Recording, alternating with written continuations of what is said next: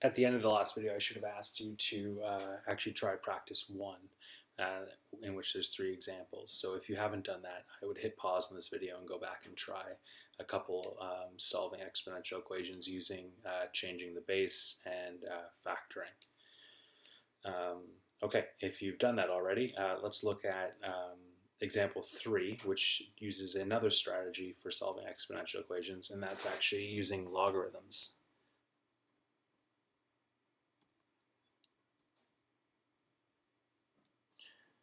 So example 3, both A and B will use logarithms to solve. And the reason why we would use logarithms to solve is when we can't change the base, or we don't have a situation in which we can common factor or factor a quadratic. So these would set up pretty much the exact same way as the changing base ones would, except we wouldn't have a common base. For example, we have 2 powers, 3 to the exponent 4x, and 4 to the exponent x plus 1. We can't change 3 or 4 to a base that's common to both of those. So our strategy in this case is to use logarithms. And how do we use logarithms in this case? We actually take the log of both sides of the equation. So I'm going to write this as the log of 3 to the exponent 4x equal to the log of 4 to the exponent x plus 1. Our goal here is to isolate for x, and right now x is in the exponent. So we need a way to bring that exponent out so we can isolate for it. And taking the log of both sides gives us an opportunity to do that if we use the power rule for logarithms, which says that if you have a log of a power, you can bring the exponent in front of the logarithm and multiply. So I'm going to do that on both sides. I'm going to rewrite this as 4x times log 3 and x plus 1 times log 4. And now we have our x's not trapped inside of power, but now actually on the same level as all the rest of our terms here in our equation. So now we need to try to isolate for x.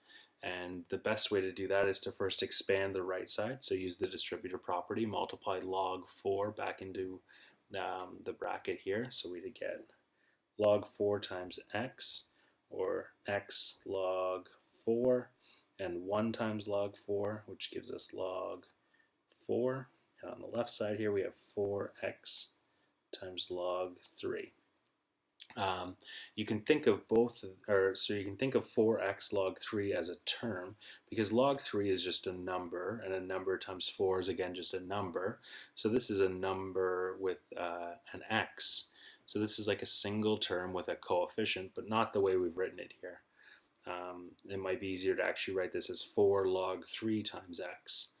And again, here we just have log 4 times x, so a coefficient with x. And here we just have log 4, which is a number. So here we have an x term, and a number. To isolate for x, we can move all of our x terms to one side. So I'm going to choose that left side here, and we can move that term by subtracting x log 4 from both sides. And that would leave us with log 4 on the right side. Why do that? Because now we have our 2 terms with x's on the left side. We can common factor that x out. So I'm going to write that as x, and that would leave us with 4 log 3 minus log 4. And that right side is log 4. So to finish isolating for x, we can divide away that entire bracket from both sides, and we get x equals log 4 divided by 4 log 3 minus log 4.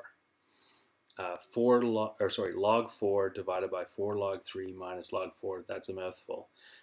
However, you can punch that into your calculator and get an approximate value. That approximate value is 0.46. And that's the solution to our first example. This is the exact solution. This is the approximate solution. A little debrief here. We took the log of both sides. I chose the the common logarithm, log base 10. The reason I chose the common logarithm is because when we get all the way down to the end here, we can actually evaluate that in our calculator and get an approximate solution.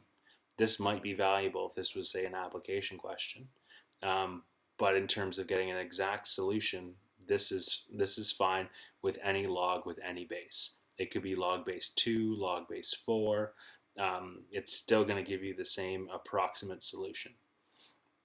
But conventionally, usually we just choose the common logarithm, log base 10, so we can evaluate it at the end. Example B is pretty similar. The only difference here is we have a multiplication on our right side and a constant term on our left side. The best way to attack this one would be to try to isolate the 3x by itself on the right side. So I'm going to divide 4 on both sides and get 7 over 4 equals 3 to the exponent x. And then here we'll apply the exact same strategy we applied in A. Maybe we should have done B first. B is actually a simpler version of the of example A. It's a little late now. Well, let's take the log of both sides. Log of 7 over 4 equals log of 3 to the exponent x. And here we can use our power rule for logarithms. Bring that x in front and write it as x log 3. And our left side still as log 7 over 4. And to isolate for x, we'll just divide log 3 on both sides. It's a little messy. And we get x equals log 7 over 4 divided by log 3. And if we evaluate that in our calculator, we get approximately 0.51.